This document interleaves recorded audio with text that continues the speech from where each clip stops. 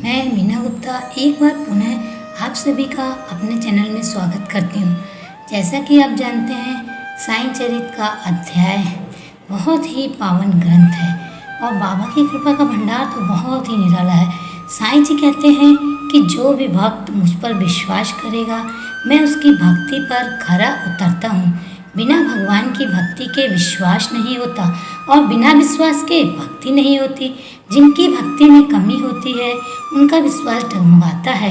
उनके पैर दो नाव पर सवार होते हैं और दो नाव पर सवार इंसान कभी अपनी मंजिल नहीं पहुंच पाता। इंसान सदा सारे अच्छे बुरे कर्म और उसके फल मुझे सौंपकर संपूर्णतः मेरी शरण में आ जाता है। उनका मैं उद्धार निश्चित ही करता हूँ। जब तक खुद को खोजोगे नहीं, अपने भीतर ही झांकोगे, तो मालिक को नहीं पाओगे।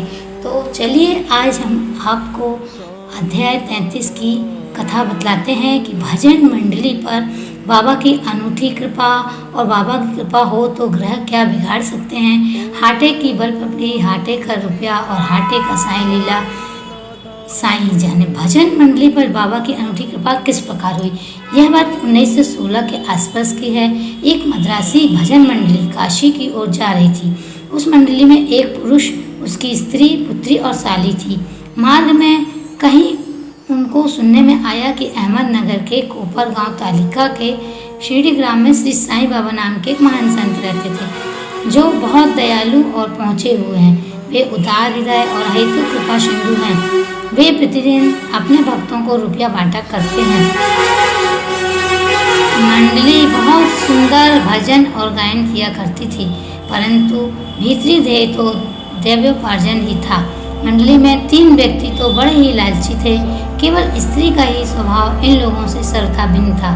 उसके हृदय में बाबा के प्रति श्रद्धा तथा आदर था।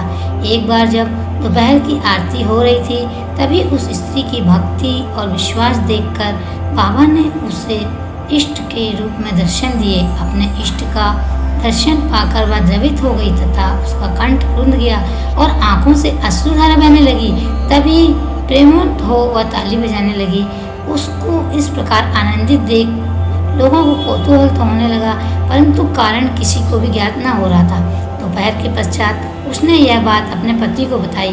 बाबा के श्री राम स्वरूप में उसे कैसे दर्शन हुए इत्यादि उसने सब बताया। पति ने सोचा कि मेरी स्त्री तो बहुत भोली और भावुक है, अतः इसे राम का दर्शन होना एक मानसिक विकार के अतिरिक्त कुछ नहीं है। उसने ऐसा कहकर उसकी उपेक्षा कर दी कि कहीं यह भी संभव हो सकता है कि केवल तुम्हें ही बाबा राम के रूप में दिखे और अन्य लोगों को सदैव की भांति ही। स्त्री ने कोई प्रतिवाद नहीं किया, क्योंकि उसे राम के दर्शन जिस प्रकार उस समय हुए थे वैसे ही अब भी हो रहे थे। उसका मन शांत, स्थिर और संतृप्त हो रहा था। एक दिन रात्रि में उसके पति को एक विचित्र स्वप्न आया। उसने देखा कि एक बड़े शहर में पुलिस ने गिरफ्तार कर रस्सी में बांधकर उसे कारावास में डाल दिया है। फिर उसने देखा कि बाबा शांत मुद्रा में शिक्षों के बाहर उसके समीप खड़े हैं। उन्हें अपने समीप खड़े देखकर वह गिड़गिड़ाकर कहने लगी कि आपकी कीर्ति सुनकर ही तो मैं आपके श्री चरणों में आया हूँ, फिर आपके इतने निकट होते हुए भी मेरे ऊपर विपदा क्यों आई। तब वे बोले कि तुम्हें अपने बुरे कर्मों का फल अवश्य भुगतना चाहिए। वह पुनः बोला कि इस जीवन में मुझे अपने ऐसे कर्म की स्मृति नहीं जिसके कारण मुझे दुर्दिन देखने को मिला।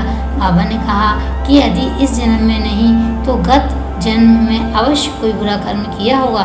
तब वह कहने लगा कि मुझे तो अपने गत जन्म की कोई भी स्मृति नहीं, परंतु यदि एक बार मान भी लूँ कि कोई बुरा कर्म हो भी गया है तो आपके यहाँ होते हुए तो उसे भस्म हो जाना चाहिए। बाबा ने पूछा कि क्या तुम्हारा सच में ऐसा दृढ़ विश्वास है। उसने कहा हाँ। तब बाबा ने उसके आँख बंद करने को कहा और जब उसने आँख बंद की तो उसे किसी भारी वस्तु के गिरने की आहट सुनाई दी। आंखें खोलने पर उसने अपने को कारावास से मुक्त पाया। पुलिस वाला नीचे गिरा पड़ा है और उसके शरीर से रक्त प्रवाहित हो रहा है। यह देखकर वह अत्यंत ही भयभीत दृष्टि से बाबा की ओर देखने लगा। तब बाबा बोले कि बच्चों, अब तुम्हारी अच्छी तरह खबर ली जाएगी। पुलिस अधिकारी अभी आएंगे और तुम्हें गिरफ्तार करके ले जाएंगे। तब गिड़गिड़ा कहने लगा कि आपके अतिरिक्त मेरी रक्षा कौन कर सकता है। मुझे तो एकमात्र आपका ही सहारा है भगवान। तब बाबा ने फिर उससे आंखें बंद करने को कहा। आंखें खोलने पर उसने देखा कि वह पूर्णतः मुक्त होकर सींचों के बाहर खड़ा है और बाबा भी उसके समीप ही खड़े हैं। तब वह बाबा के श्री चरणों में गिर पड़ा। बाबा ने पूछा कि मुझे बताओ तो तुम्हारे इस नमस्कार और पिछले नमस्कारों में किस प्रकार की भिन्नता है या नहीं। इसका उत्तर अच्छी तरह सोच लो। यह बोलो कि आकाश और पाताल में भी जो अंतर है वही अंतर मेरे पहले और इस नमस्कार में है। मेरे पूर्व नमस्कार तो केवल धन प्राप्ति की आशा से ही थे, परंतु यह नमस्कार मैंने आपको ईश्वर जानकर किया है। पहले मेरी धारणा ऐसी थी कि यवन होने के नाते आप हिंदुओं का धर्म भ्रष्ट कर रहे हैं। बाबा ने पूछा कि क्या तुम्हारा यवन पीरों में विश्वास नहीं? प्रत्युत्तर में उसने कहा कि जी नहीं। तब वे पूछने लगे कि क्या तुम्हारे घर में एक पंजा नहीं? क्या तुम ताबूत की पूजा नहीं करते? तुम्हारे घर में अभी भी एक काट बीबी नामक देवी है जिसके सामने तुम विवाह तथा अन्य धार्मिक कार्यों में भीख मांगा करते हो? अंत में जब उसने स्वीकार कर लिया तो वे बोले कि इससे अधिक अब तुम्हें क्या प्रमाण चाहिए। तब उसके मन में अपने गुरु श्री रामदास जी के दर्शन की इच्छा हुई। बाबा ने ज्यों से पीछे घूमने को कहा तो उसने देखा श्री रामदास